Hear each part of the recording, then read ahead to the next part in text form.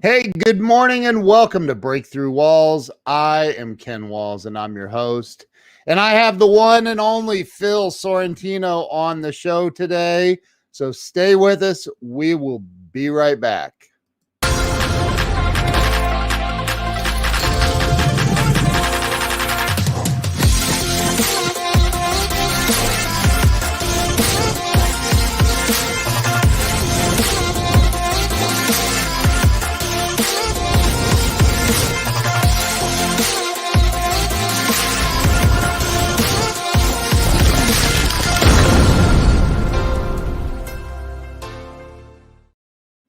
And we are back. Let me bring Phil on. Phil, welcome to the show. Thanks. How you doing, man? Spectacular. Good. So Phil, I started this show about 3 years ago. I've interviewed 330, 340, something like that, celebrities and entrepreneurs. And it's all about, helping people have a breakthrough in life. And, we all go through it, man. So why don't we start with you telling everybody where you were born and raised? Well, I was born and raised in Columbus, Ohio. And my story is, I made my first sale when I was 20 days old. I was adopted. That's when I made my first sale. It was all eye contact and body language. Although my dear Sicilian mother said, I picked the one next to you and they gave me the wrong baby. Buyer's remorse. I get a call about 25 years ago. Is this Phil Sorentino? Yes. Were you born on August 1st, 1951? Yes. We're with Reunite. We put adopted families together. You have a sister that wants to talk to you. Are you interested? I said, well, Cheers is starting. Can I call you back? I found out I'm one of 7 kids on my biological mother's side. I'm her third by the time she was 18 by 3 different guys. Loves it. Wow. And now I know where I get my sex drive. Wow. I get my biological mom on the phone for the first time in my life. I said, Mom, I've always teased I was conceived in the back seat of a Buick. She says, I really don't remember what kind of car it was. That's what she said. She said, but it was the back seat. Wow. At the age of 3, my adopted sister died. At the age of 6, my adopted father died 4 days after Christmas. Wow. I'm ADD and dyslexic, so the nuns and I got along swimmingly well. I had a nun in the 4th grade whack me in the back of the head with a music book. I turned around. She said, that's for everything I've never caught you doing. I turned around and said, well, you better hit me again. And she whacked me a second time. At the age of 9, my adopted mother got into alcohol and suicide attempts. I remember coming home at 9, seeing her wrapped around the toilet after taking an overdose of sleeping pills and saying to myself, well, I'm going to have to figure this out on my own. Wow. I started work when I was 11. I sold popcorn at the Ohio State Stadium. Popcorn, Cracker Jacks here. And even back then, I was hustling. We were visitor side of C Deck. And whoever sold the most popcorn got an extra $10 or something. I don't even remember what the amount was. So what I would do, I would get there early, go up to the visitor side of C Deck at Ohio State, stack up 3 baskets of popcorn and Cracker Jacks, walk all the way back down and sold by the pillar as people were coming in. So by the time the game had started, I'd already sold 3 baskets. Wow. Yeah. Wow. Then cleaned toilets for 80 cents an hour when I was 14 at the Burger Boy main line on Livingston Avenue in Columbus, Ohio. And then I was 5'1" when I graduated from high school. So what part of, did you grow up in Columbus or a suburb? Eastmore. Okay. Grew up on James Road, 225 south to James Road that takes you to the airport. That's the hood now. Yeah, I know. I don't know what it was back then, but I know that area. So well, that's another story if you know that area. Yeah, I know that area. So well, I mean, I drive through it to get to the airport quickly. But so you grew up in, now is that where you went to school and high school and all that? Was Eastport? Went to St. Catherine's for 6 years. Okay. And then the nuns and I had a party no way. I remember the first time I was told to shut up and sit down. My adopted father died 4 days after Christmas. So it was the first day back to Catholic school. I raised my hand and I stand up. I said, God knows everything that's going to happen. And none said, yes, he does. I said, then how do we have free will? And none said, sit down and be quiet. And I thought, I'm 6. You should be able to answer this question. This is like the question. Yeah. But in Conversations with God, book 3, he answers it, but he uses technology as a metaphor, so I couldn't have used it on the nun. When you play a video game, how does the character on the screen know how to move? The answer is programming. All the potential moves for every video game is programmed into the game, but you move the joystick. When you petition to God to have this particular life, all of your potential moves are programmed into your life, but you move the joystick. And since God created the game, God's always going to win. So do you want to play on the team of love and forgiveness and compassion and take care of the poor and the sick and the people in prison? Or do you want to play on the team of pride and envy and deceit and jealousy and selfishness and lack? Yeah. Pretty good answer for that question, isn't it? Yeah. Yeah. And since God created the game, God's always going to win. So where did you end up graduating high school? Eastmore, class of 69. We are great. We are fine. We're the class of 69. Really close to. We had a great high school. We had rich white people. We had poor white people. We had rich black people. We had poor black people. We had rich Jewish people. We had poor Jewish people. Now, the poor Jewish people, they weren't as poor as the poor white people and poor black people. Right. But we had them. And right. to learn at that stage of your life in all of those categories, we're great people and we're also jerks. And that's a great life lesson to learn at that time in your life, you know? Yeah. So, and that's over, that's for those of you that are not in Columbus, that's near Bexley, which is where the governor's mansion is. and that's where all the rich Jewish people live too, is in Bexley. Yeah. So you, did you graduate high school then? Yeah. Hey, by the way, your microphone is rubbing against the collar of your shirt. Thank you. Yeah. It's making a lot of noise. So you I graduated with a 1.3 ACUME. Wow. I only needed a 1 point to get out. I overachieved by 0.3 of a percentage point. Thank God for choir. So you'll love this. My senior English grade was BF, BF, BF. So it's time for the final. I walk in the class. I said, Mr. Kostas, can I ask you a couple of questions? He said, well, sure, Phil. If I get 100 on this exam, what would be my final grade? He said, well, you were on the point system. So when you add up the points and if you get 100, you get a D. I said, second question, if I get a 0 on this final, what will happen? He says, well, it adds up to, you'd still get a D. I said, Mr. Kostas, you got one less paper to grade. It's been a great year. Boom. Wow. So, and somebody, Jerry Eisenhower says, is that near the German, that's still a pretty good trek away from German Village. Yeah. It's between Whitehall and Bexley. And then there's Eastmore, which is an interesting trifecta. Yeah. They don't even call it Eastmore anymore. They call it Duck. I'm kidding. So I'm gonna get some hate messages for that one, Phil. So humor, guys, humor. That's right. So did you go to college? Went to Ohio State for 5 quarters. And the first spring quarter was the year that their state government was killing college students. It was Kent State, spring of 1970. Yeah. I mean, spring of 1970. Yeah. So, I know the tear gas, the concussion grenades and all that. Yeah. It was really at Ohio State what happened. It was really a racial issue we were dealing with. And then when they found out that the U.S. was bombing Cambodia, they switched to a peace and anti-war unit. But they had the infrastructure in place, so it was a very easy transition. Wow. So you went to Ohio State, go Bucks. You worked for BBF's Burger Boy Foodораmas. Wow. That's a great story. Milt Lusnauer and Jim Neer. Milt Lusnauer and Roy Tuggle owned the Mainliner and the Green Gables. So they had Jim Neer, who eventually became president of Wendy's, by the way.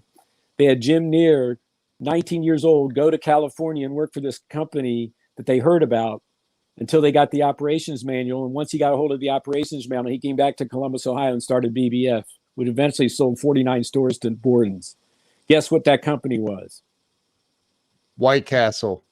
No, White Castle came out of Iowa or Kansas. Wendy's. No, McDonald's. Ah, man.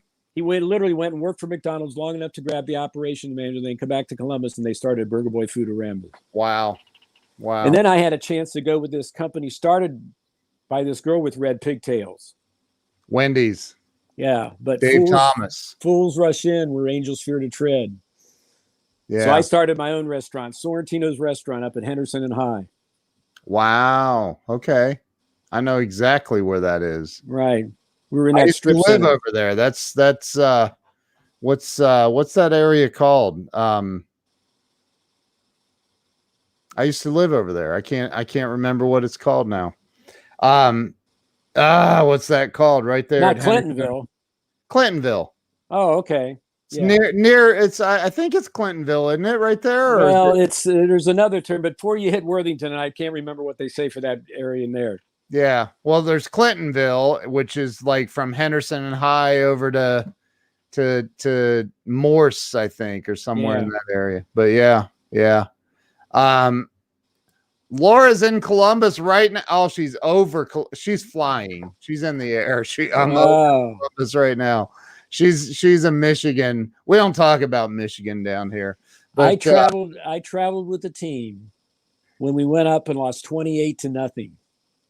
To Michigan. I go, now I know how Peter felt at the crucifixion. Yeah.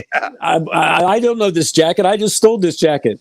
Right. Archie Griffin and I are getting on the plane to come back to Columbus, and we're literally hiding in the back of the plane, hoping Cooper doesn't want us to say something. Wow. Lost 28-0. So you were at Ohio State, you said, for 5 quarters. Correct. And then what'd you do? I started my restaurant. I started at Sorrentino's Restaurant, and I knew how to manage a restaurant. I had no idea how to own a restaurant. Right. Two completely different skill sets. Yeah. So we were really busy, and we had customers were happy. We didn't make any money. Right. Right. Because I came from a fast food restaurant. Wendy's. BBF's. Oh, okay. I came from that restaurant to a single family restaurant. You have this thing called price margin volume. Yep. So I was competing against BBF's and McDonald's. I wasn't. Right. So I never charged enough. So that's why people loved us, but we never made any money. Then I went and worked for the Loincloth, which was a clothing store. I used to get in the restaurant at 7 in the morning, work until 2 at the restaurant, then go to the Loincloth, which was at the Graceland Shopping Center, worked for them until they closed at 9, and then went back to the restaurant and closed the restaurant. Jeez. Wow. That's incredible. So you were, so how long did you do that? That was probably 2 years. Then I went up to Lima and ran the clothing store called the Loincloth. It was in the Westgate Shopping Center, right next to the State Liquor Store there. Yeah. How long were you over in Lima? Probably about a year and a half. Then I went to work for Glenn W. Turner, Dare to Be Great. Jeffrey and I have that in common. We both are Dare to Be Greaters, and we traveled around. That's when he was talking about this whole positive thinking thing. Do you know who Glenn W. Turner is? I've heard his name, obviously, but I don't know who. Yeah, he kind of started all this direct selling, multi-level thing. You should forgive him for that, but yeah, no, I have a lot of friends in direct selling. So you what'd you do there? What was that? We were selling memberships to the Dare to Be Great opportunity. It was $5,000. And you got tapes, and you got tapes, and you got counseling, and you got it was a self-improvement course. So was it network marketing? Yeah. Oh, yeah. Okay. Yeah. And how'd you do with that? I did great. Did really good. And then they shut us down. The states. I was in Ohio. They shut us down there. We went to West Virginia. They shut us down there. Jeez. We went to DC. They shut us down there. Then we finally ended up in Boston, and they shut us down there. Wow. Why? See, Turner made a couple bad calls. Number one, he surrounded himself with yes men. if you're the smartest person in the room, you need a better room. At least that's true in my case. I don't know about anybody else, but so he literally surrounded himself with yes men, and he didn't go retail when he could have. He built this huge distribution network, and then he should have said, okay, now we're going to run products through this so they don't put us in the category of being a pyramid scheme. And what happened? They shut him down. He went to jail for tax fraud, for mail fraud. Yeah. Jeez. But you got to see the Dare to Be Great, the Challenge to America speech. Just Google Glenn Turner Challenge to America. It'll be one of the most amazing speeches you've ever seen in your life. You know what? I think Jeffrey Gitomer had me look that up. In a red suit. Guy in a red suit. Yeah. Yeah. Wow. So so they shut you down, and you were moving to all of these cities? Oh yeah. And I just got married.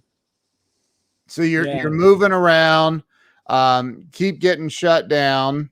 I would imagine at some point some caution lights came on in your mind. I would think, like, hey man, we keep getting shut down. When it's the government who's the people, they're kind of an easy target at that point. By the way, I heard something interesting the other day. The first time a president said the word entrepreneur. Who was the first president, and what year was it that actually used the word entrepreneur? Tell us. Ronald Reagan. Wow. I haven't checked that. Somebody said that I was watching something. They said that, so that might not be true. In today's world, you got to check everything. So what happened after that? I mean, you get we came back to Columbus, started working for Diamond's Men's Store. Okay. Which was an upscale store at the Eastland Mall, and then got into the securities business. Got my securities license when I was 22 years old, and it was called Northern Securities. They were over-the-counter firm, and then went and started a company that specialized in bank stock called the First Iota Company, and there's remnants of still there today, where we went around and made markets in independent banks. Wow. And I once saw 60 banks in 15 days in Ohio. Jeez.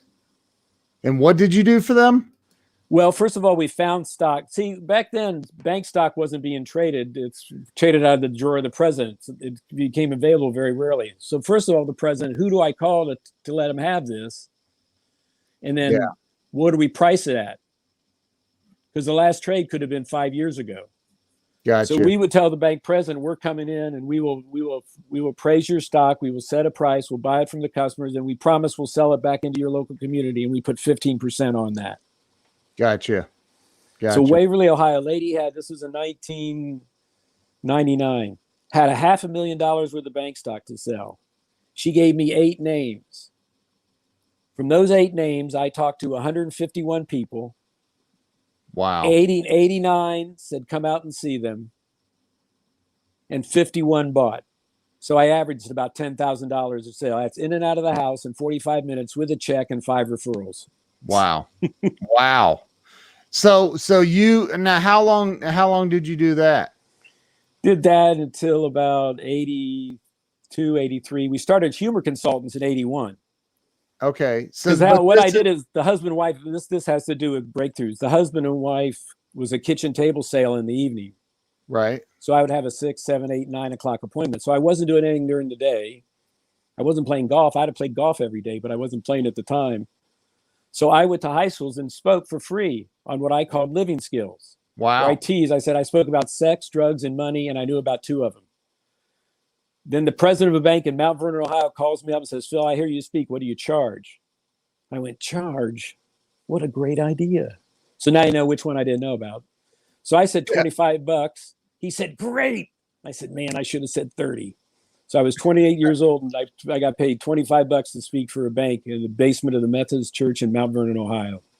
Wow. Wow. And that's a nice area there, Mount Vernon. Yeah, Mount Vernon's cool. Yeah. There's so many cool places in Ohio. There's little towns like that. I mean, there really are. I mean, they're amazing. Ohio's an incredible state. Mount Vernon's getting over into Amish country a little bit. Yep. Yeah. We love going over there. So you started at that point, and you were married. Get married and then divorced. Okay. And then got remarried. I met Susan in 81 and we got married in 82. So I mean, it sounds like you were bouncing around a lot. Like, I mean, you were at some point you mentioned how many different cities with the one dude, Glenn W. Turner. Yeah. Yeah, that was 5 states if you count Ohio. Wow. That's incredible, dude. Hey, it seemed like a good idea at the time. Sure. Well, you were pursuing your a dream. Something that seemed real. It's something that I could take my skills and who I am and add value to the organization and be compensated for that value. Yeah. Yeah. So you well, where did you go from there? So in 81 you started Humor Consultants. Right. Went full time in about 82, 83. And it was Susan. If it wasn't for Susan, I'd be on a beach selling t-shirts. No. So what is Humor Consultants and why did you start it? How did that all come about? Well, for 6 years I spoke to high schools for free. And that's a tough audience. They're brutal. You better show up with something or else they ain't interested. So they allowed me to develop my skill, right? Yeah. And I loved it so much. And so I'm thinking, okay, what am I going to call this thing? And really our tagline came up first, assisting. They said, what do you want to do? And I said, well, I want to assist in the enjoyment of everything. I think everything's a good niche. If you're going to pick a niche, pick everything. So that the tagline started, assisting in the enjoyment of everything. And I go, okay, well, we can't call it that.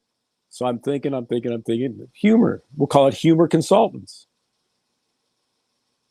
Wow. And then our tagline is, now our mission is to create results through enjoyable solutions. Our vision is to assist in the enjoyment of everything. But you know what we really teach? We teach the challenge, the power, and if you want it to be, the fun of free will. That's kind of what we really teach. So let's go back to 20 days old. Right. And you are adopted, you said. Right. At what point in life did you learn that you were adopted? Did they let you know? Like, always knew. There was never a time where I consciously didn't know that. Okay. And was it a good thing, a bad thing? How did it impact your overall view of life? Well, I mean, think about it. Chances are, with me being the third child from my biological mother by the time she was 18 by 3 different guys, I probably wasn't wanted in the womb. Right. That'd be fair to say. Now, I might have been. I don't know. Right. Next, I had a sister that absolutely adored. She was adopted, and they said when you were around her, it was like she was angelic. I don't know if you've ever been around those people. A lot of times they're called the indigo child. I don't know if you've heard of the indigo child. Yeah. But so now she gets a baby brother shows up. So I'm sure she gave me some attention. And then when I'm 2 years old, she dies. Wow. So there's something in my life that meant a lot and it's not there anymore. Well, what's this all about? Yeah. Yeah. And then 4 years later, my adopted father dies 3 days after Christmas. Jeez. And so do you feel like that all of these, I mean, did it have a, I've found that I truly believe that in the first 7 or 8 years, we're kind of programmed to become what we become, or at least it sets our life on some sort of a trajectory. And so do you feel like, or what do you feel like that those years did for you? I mean, that made you do what you ended up doing in life as an adult? Like, what do you feel like the overarching thing was for you?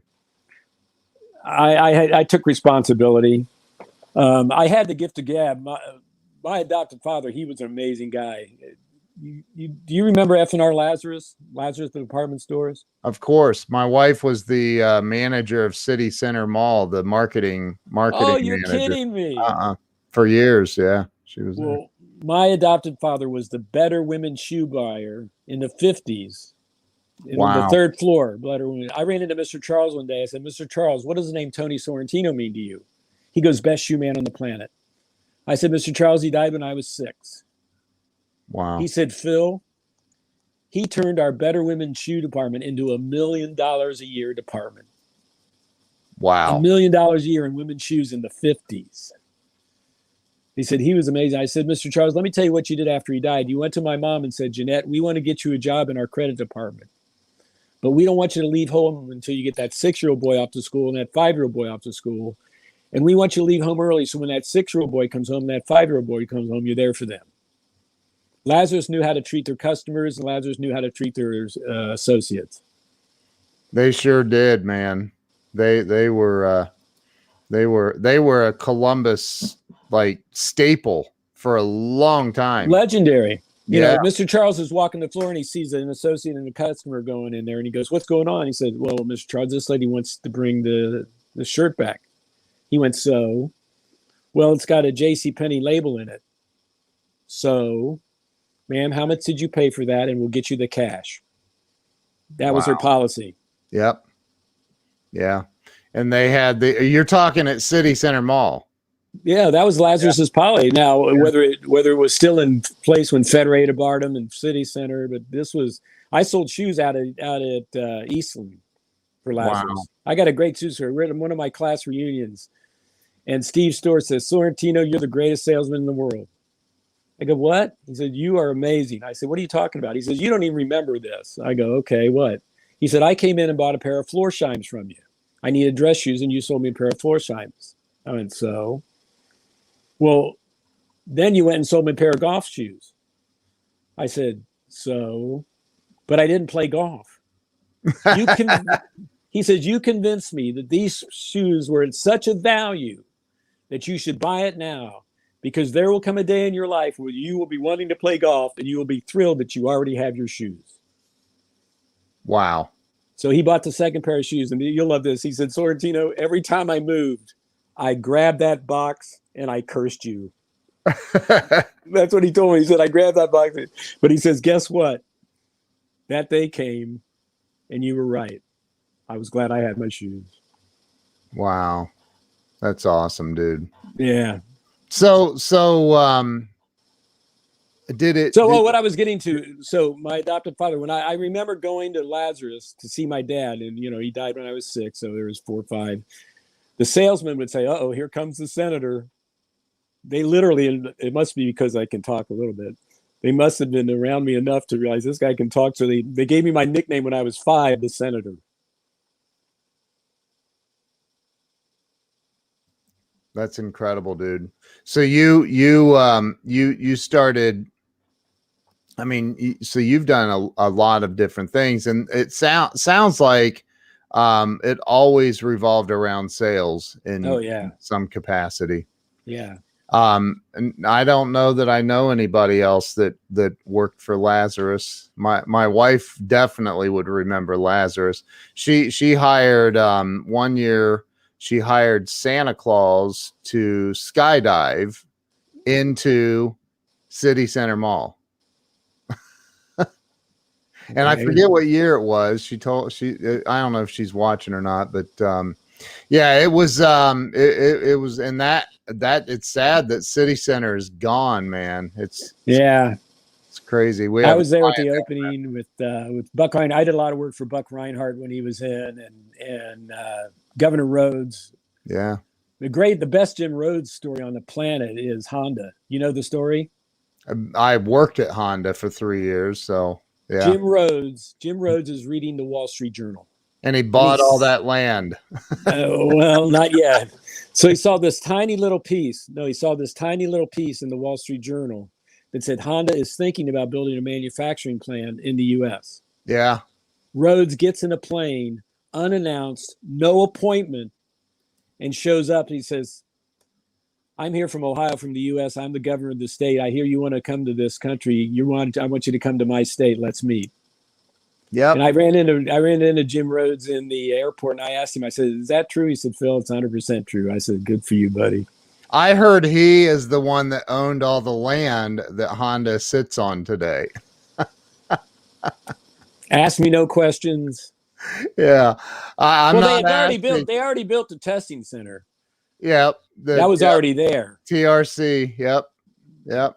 I know the area well. I worked there for 3 years. Right.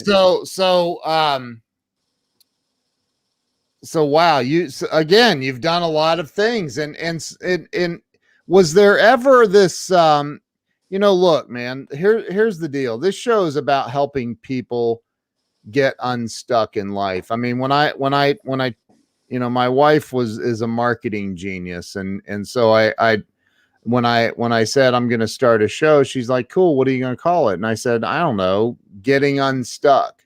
She goes, why wouldn't you use your last name and call it Breakthrough Walls? That's why we're married. Wow. So I know, right? No, it is brilliant. It is brilliant. Yeah. So, but it's about people getting unstuck, and I, being adopted and being, facing the hardships that you faced. And, I mean, do you feel like that set a, I don't know, some sort of a bar, a precedent, something in your life that made you more resilient than most, or did it make you more resentful than most? Both. Okay. Yeah. And how did you deal with that? How did you deal with the resentment, or have you? Yeah, no, it's an interesting dichotomy, because on one side of the coin is, I'm looking kind of cool, I talk kind of cool, everything. And then the other side of the coin is, the world's going to hell in a handbasket, and I got to figure out what's going on. And I've had a number of those. Yeah. And so, but I think that because it was early in my life, I was prepared for that. I was able to handle it better in life. Like, for instance, now, 3 years ago, I started my adventures with Parkinson's. So, and on August 1st, I'll end my 70th trip around the sun and begin my 71st. And boy, am I dizzy. But other than being born and spending one night in the hospital when I was 6, I've never been in a hospital, rarely went to a doctor. The only time I went, was on no medication at all. So in the big picture, I'm playing with house money. Yeah. I mean, for me to not be thankful of the health I've gotten in my life so far, I should be ashamed of myself. So that's good. But the other side of the coin, I've never dealt with this issue before like this. So it's been an interesting journey. Which is what's the issue you're dealing with? Having Parkinson's. Oh, I did not know that you have Parkinson's. Right. That's when I started my journey, my adventure with Parkinson's. Gotcha. Wow. And so again, back to the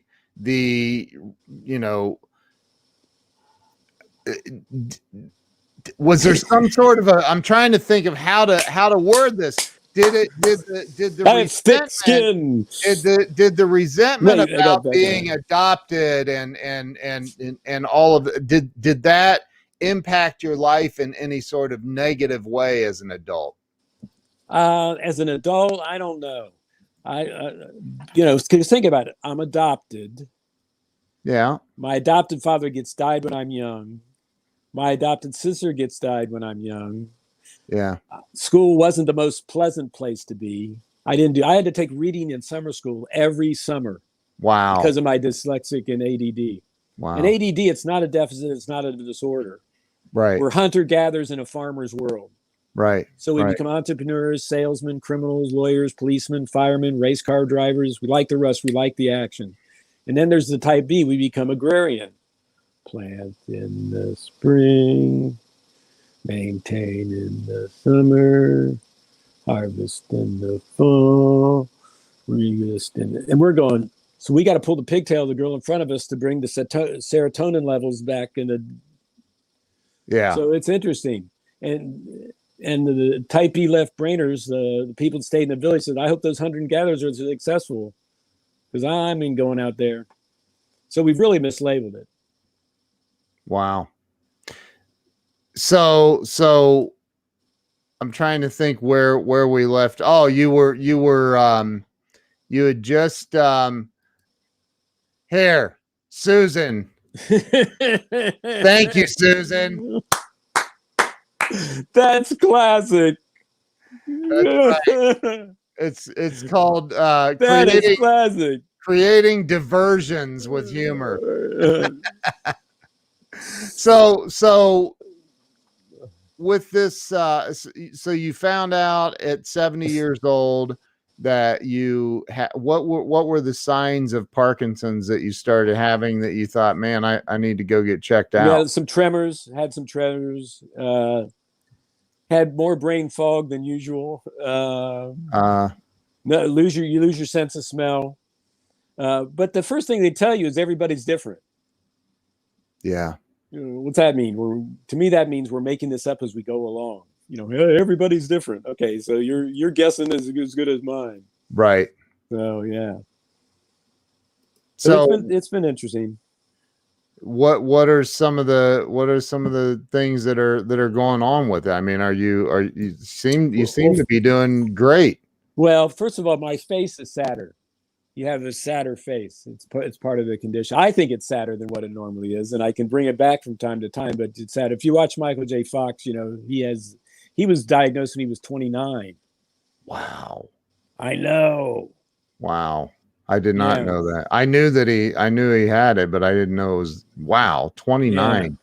Yeah. So you praise it and you learn about it and you be loving, forgiving, and grateful and keep on keeping on. Yeah. Wow. So tell me about what does humor consultants do? Have you written any books? Have you? No, I haven't written any books. We're writing a couple now. We're working with a writing service that's helping us, which is kind of neat. They take your spoken word and put it in a writing form. Yeah. Which is pretty cool. Yeah. So, but we started, I did as much business as I could in Columbus, then Ohio, then outside of Ohio. I just come across the little piece of information. You mentioned resilient. I just got this yesterday. So it's the 8 steps to being resilient. Number 1, accept change. Find ways to be more comfortable with change. Pretty good advice. Step 2, become a continuous learner. Learn new skills, gain new understanding, and apply them in times of change. So realize the greater the sea of knowledge, the wider the shore of the unknown. The more you know, don't know. Take charge. Take charge of your own career and your own development. Quit being a victim. Be responsible. You are where you are because you're there, so be thankful. Be present. Eckhart Tolle talks about being here now. The past resides in your memory. The future resides in your imagination. All we have is the present. And I guess that was one thing about going through all those challenges as a kid. I could take all those things, departmentalize them, and put them aside, and then sit down and kind of relax and chill. Yeah. Find your sense of purpose. Helps you to assess setbacks within the framework of the broader perspective. Now, my purpose is find a need and fill it. My name is Phil. Through the power of praise, action, humor, money, and or trade, by being loving, forgiving, and grateful to myself and others. So when I get stuck, I immediately say, okay, what can I do to fulfill my purpose? Take out the trash, straighten up my desk, take some deep breaths, be grateful, be forgiving, be loving. Realize we are all one. The same spirit that's in you is the same spirit that's in me. What I do to you, I do to me. Amen. So find your purpose. Number 6 is pay attention to self-identity. Form your identity apart from your job. You are not your job. Your job is something that you do to create value so you get compensated for it, but that's not why you're here. When your soul made a deal with the powers that be to get a body, see, I believe there are more souls than there are bodies. So the fact that your soul has a body means that you've got a special soul. They don't give out souls to any old bodies. There's a lot of souls that are like farts in a windstorm. They're just blowing in the wind. But because you got a body means you're special. So you came down here for a purpose. So if you've taken the time to find what that purpose is, it's locked in your subconscious mind, but put it in your conscious mind so then you can become more aware of it. Number 5, I already said that. Form your identity apart from your job. So do you have a hobby? Do you do something outside of your job to help you be a more well-rounded person? Cultivate relationships. Develop and nurture a broad network of professional and personal relationships. Even when you're selling, it's the relationship that's sacred. It's not the transaction. If you approach the sales with that kind of attitude, you'll be amazed on just how it'll go. I'm here to find a mutually agreed upon response that's best for all parties. Next, reflect. Think of the amount of information we take into our mental computer before the printing press. Yeah. Now we get the printing before, right? The amount of time we get to meditate on that information is like this. Right.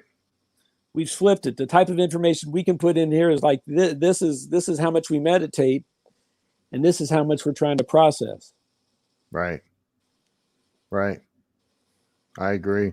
So everybody's got to meditate. I heard somebody meditating is what did it say? Is a way to worry. Worrying is just a negative form of meditation.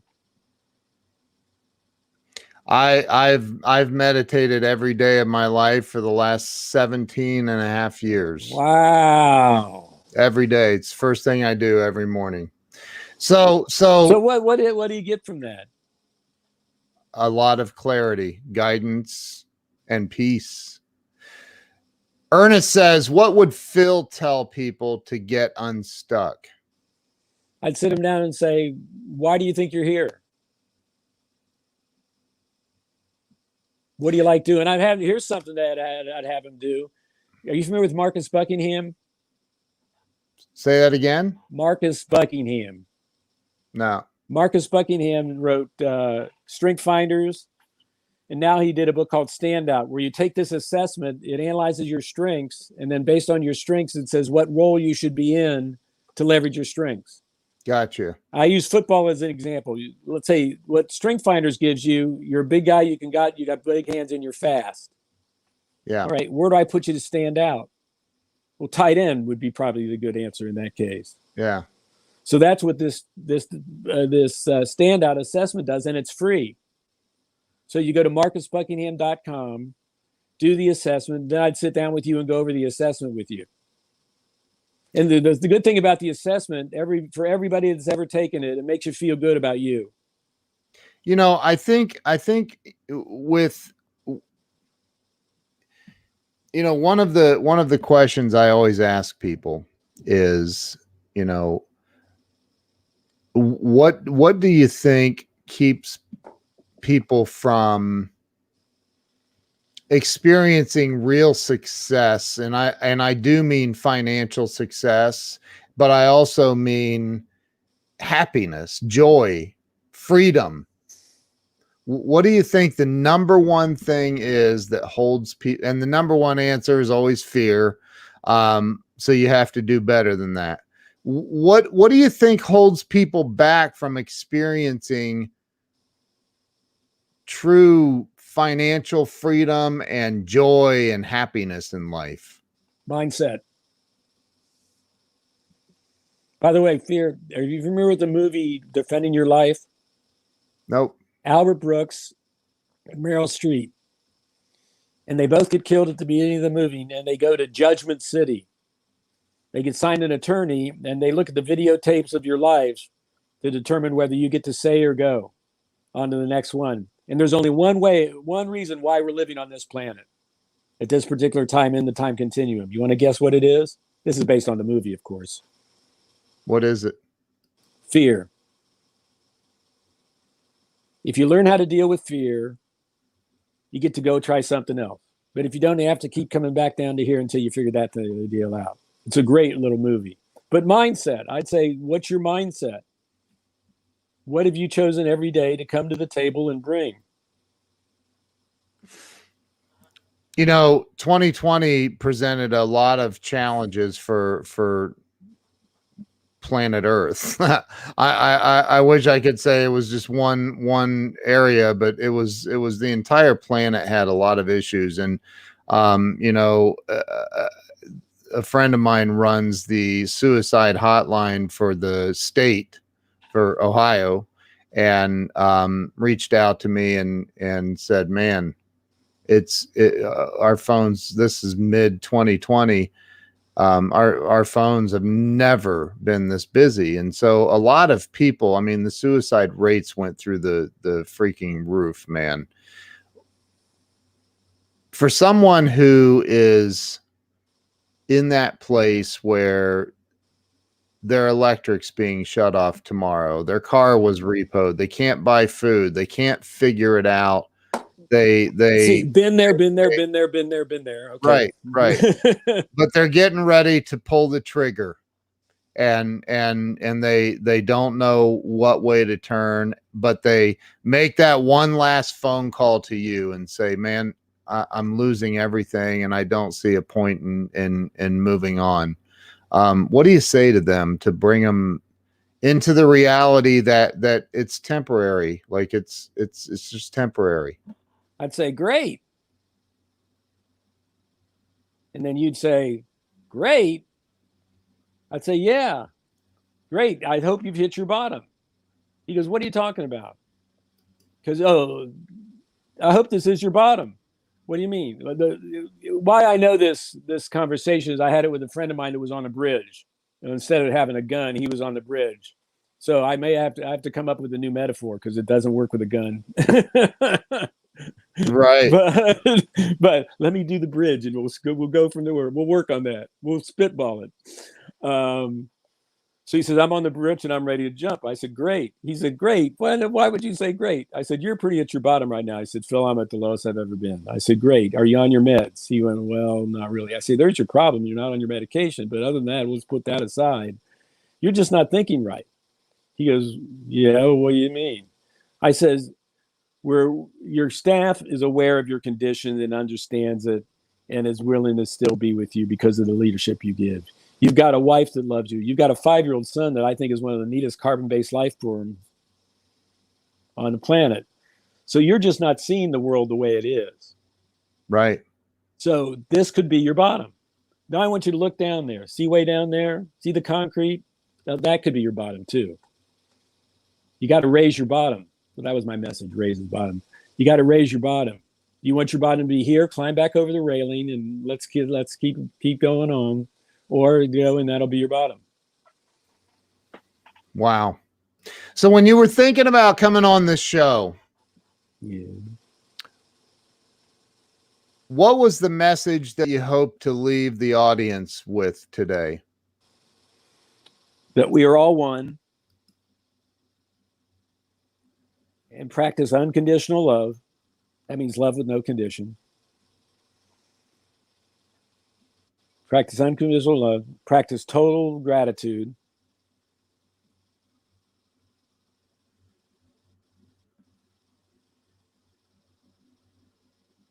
Be loving, forgiving, and grateful. Love that, dude.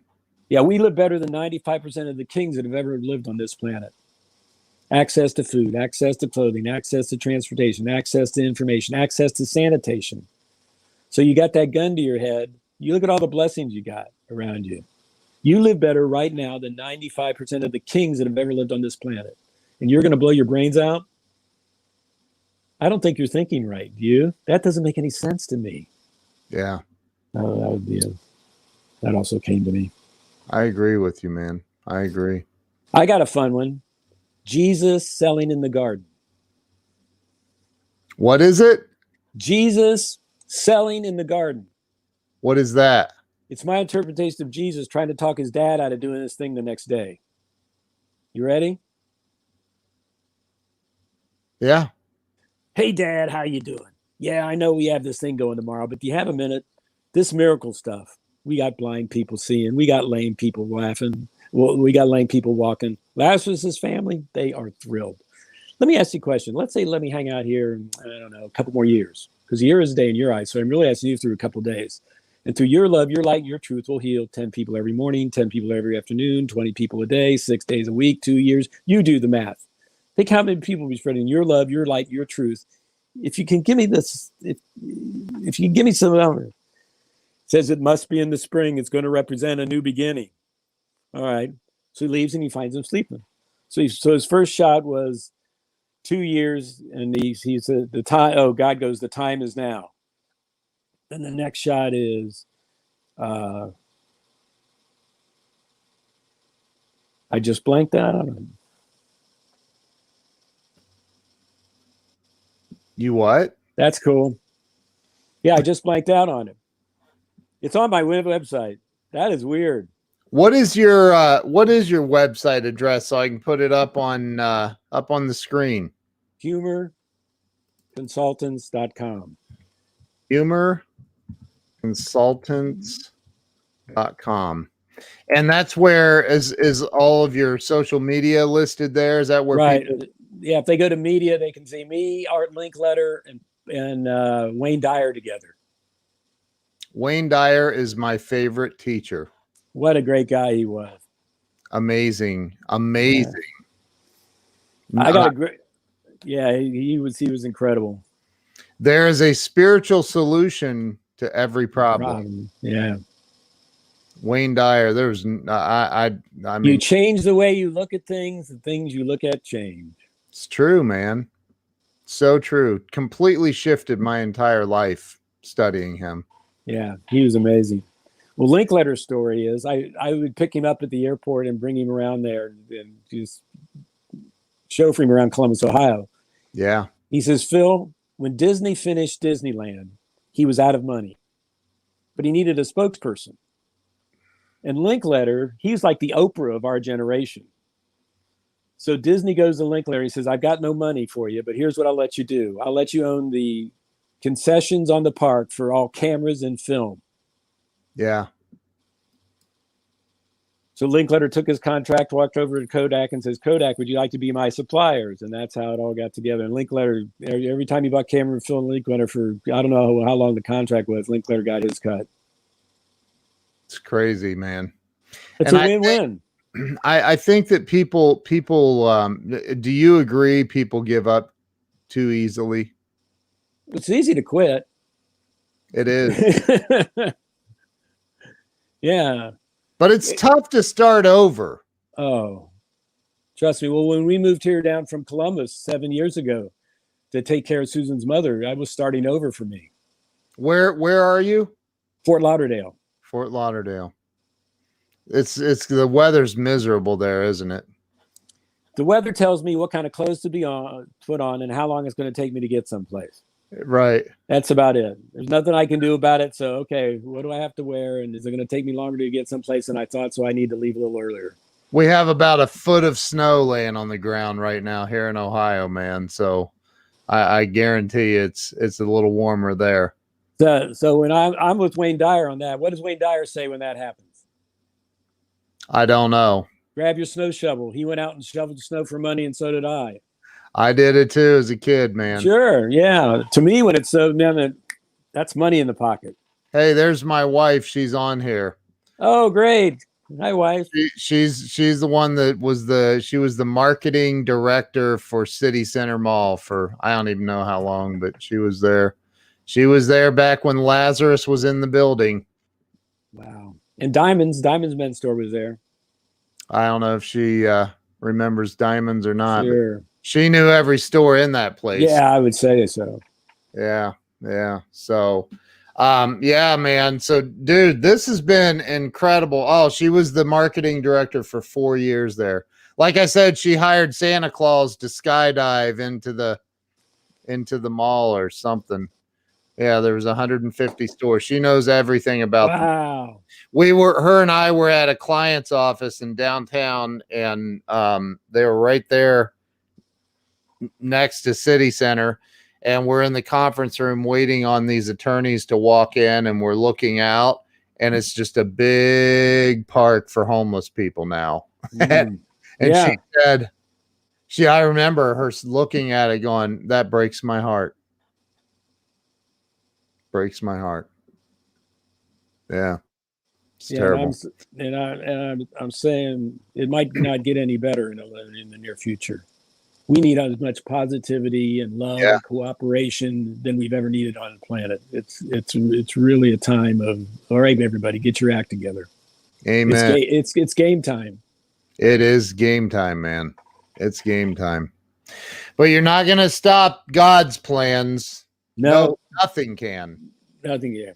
Nothing can. Oh, I think I remember the selling in the garden now. First he goes to him, he tries to, can you give me 2 years? No.